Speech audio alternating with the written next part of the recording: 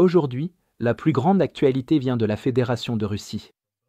Ici, de Belgorod jusqu'à l'Extrême-Orient, la campagne de frappes ukrainiennes contre les raffineries a déclenché un effondrement national de l'approvisionnement en carburant, dont les effets se font sentir aussi bien sur les lignes de front en Ukraine que dans les capitales Moscou et Saint-Pétersbourg.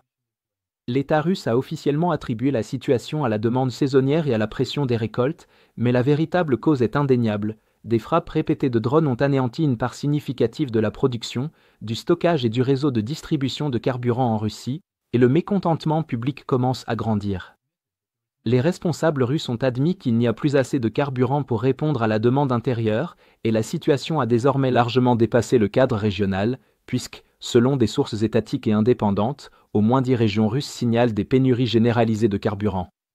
Cela inclut Ryazan, Nijni Novgorod, Saratov, Rostov, l'oblast de Leningrad, les régions du Primorié et du Zabaïkalie en Extrême-Orient, ainsi que les territoires ukrainiens contrôlés par la Russie. L'Union indépendante des carburants de Russie a confirmé que les livraisons à de nombreuses stations ont complètement cessé. Certaines stations-service privées ont fermé totalement, d'autres ont imposé des restrictions strictes sur les achats, interdisant le remplissage de jerrycans ou exigeant une autorisation préalable des autorités locales. Dans les zones où les stations fonctionnent encore, les automobilistes font face à des files d'attente de plusieurs kilomètres partout en Russie, alors que des mesures de rationnement généralisées sont mises en place. Sur les lignes de front, la situation est encore pire, car à Donetsk et à Louhansk, les soldats russes sont contraints d'attendre 2 à 3 heures pour faire le plein. Même dans ces conditions, le carburant est rationné et les troupes paient de plus en plus de leur poche.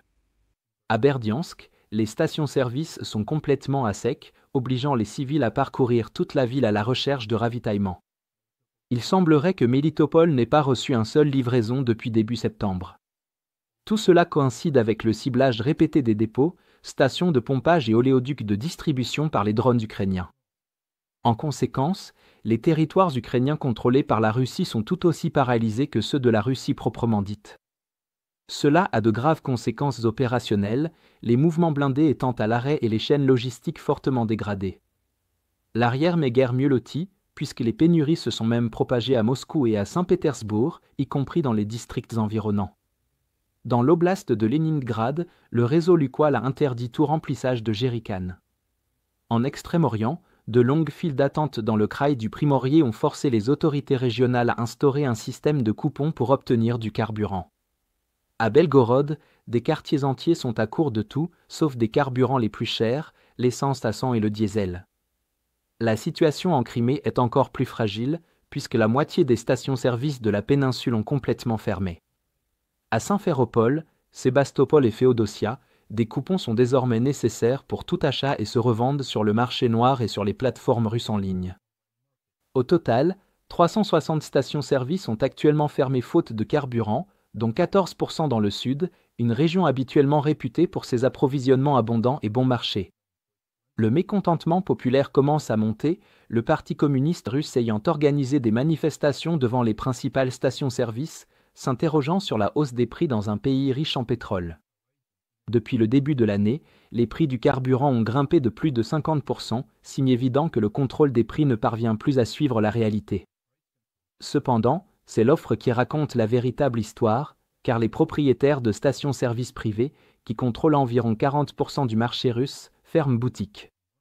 Le ministère russe de l'énergie a discrètement cessé de publier la répartition régionale de la disponibilité du carburant afin d'éviter d'inquiéter davantage la population, et les calendriers de maintenance dans les grandes raffineries, comme celle d'Omsk, sont repoussés, non pas pour des raisons d'efficacité, mais parce que les mettre à l'arrêt pour réparation provoquerait de nouvelles pénuries dans tout le pays.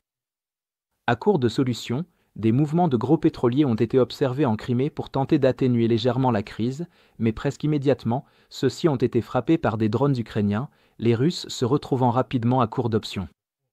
La semaine dernière, le président Vladimir Poutine a convoqué les dirigeants des principales compagnies pétrolières russes au Kremlin pour des discussions urgentes.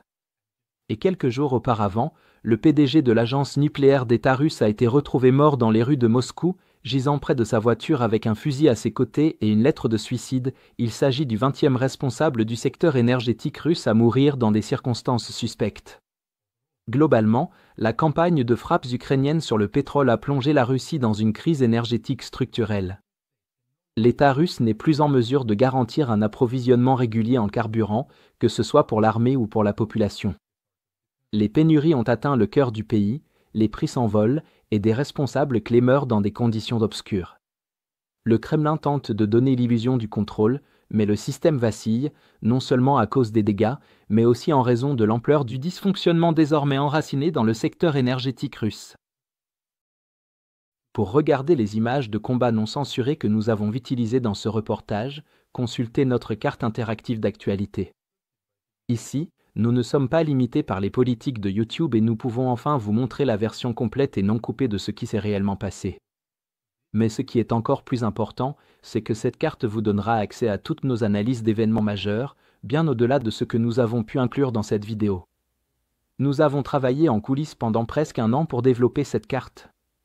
Donc, pour tous ceux qui ont aimé la carte et souhaitent nous soutenir financièrement, nous lançons également une promotion de 50% sur tous les abonnements.